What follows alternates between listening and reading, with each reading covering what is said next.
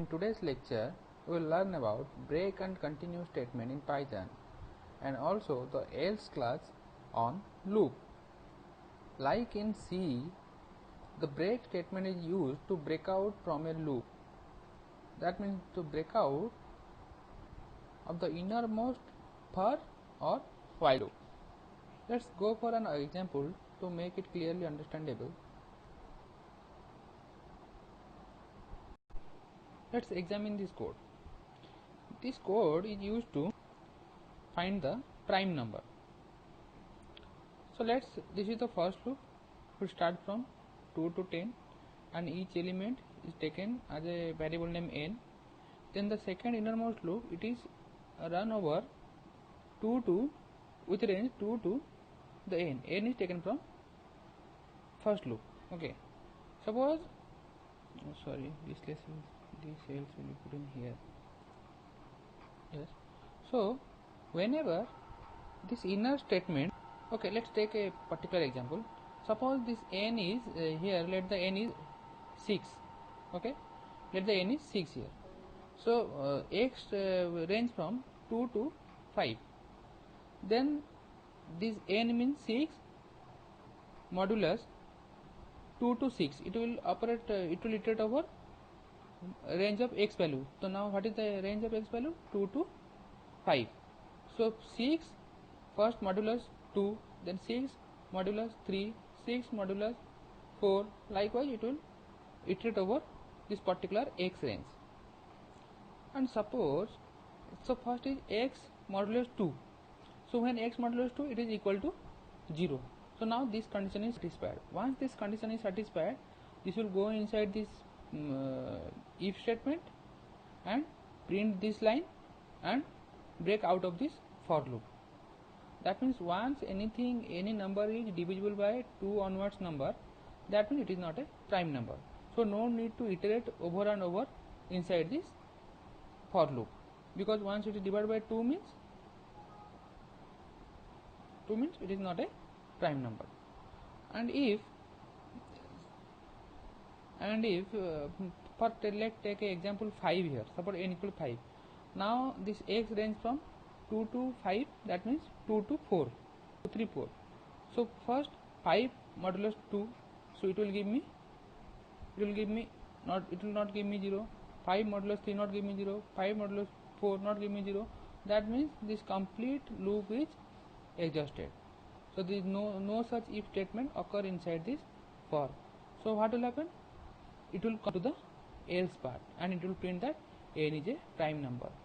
So whenever n modulus x becomes 0 at least once, then no need to iterate over this for loop again and again, because once it is satisfied means it is not a prime number. And if it is completely exhausted and not satisfied any of its iterated value, then it will come to the else part and print it is a prime number. Let's execute this line of code. Now you can see here 2 is a prime number. Why 2 is a prime number? Because 2 to the range 2 to 2, that means no such number. So it is plainly it will print prime number. For 3 means 3 percentile 2, it will not give me 0. So this condition never satisfied. It will come to the else part, it will print the prime number. For 4 percentile 2 equal to 0. So once it is satisfied, that means it is not a prime number. So it will come inside this if and break further iteration. That means 4 percentile 3 will never check inside this loop. Only once it is 4 modulus 2 which is given as 0.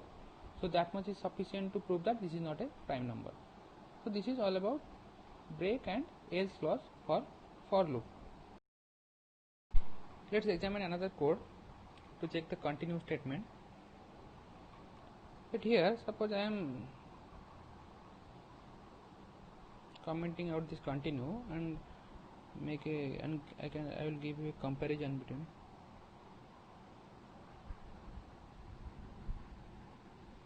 Okay, now suppose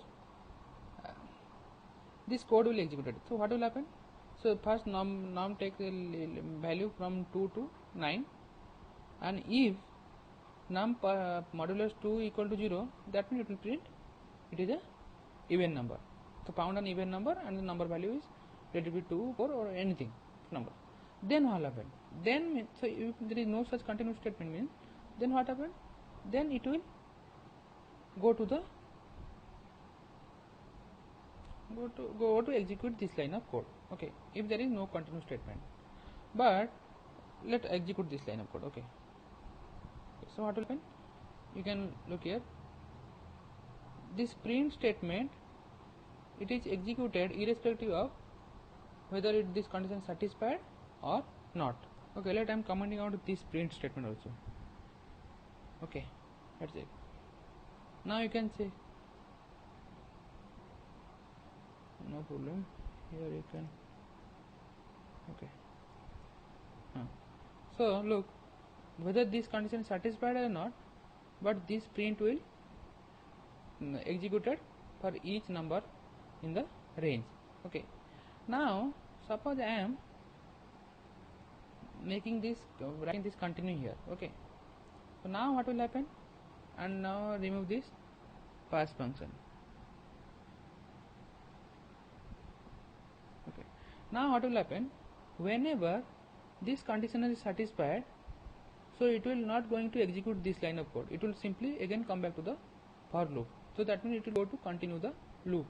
It will not jump to print the next line of code. It will simply go to jump the loop starting. That means it will continue to run the next iterator value. Okay. Now execute this line of code. So you can see here.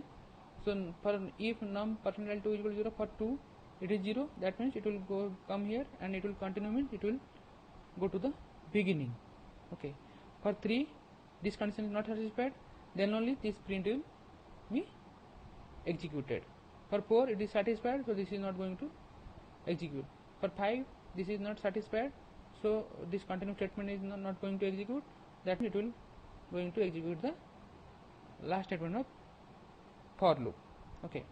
So whenever there is a continuous statement in a loop and whenever it is satisfied or whenever it is executed, that means the remaining code after the continue is not going to execute for the loop, and the remaining code is only going to execute whenever there is no such continue statement executed before the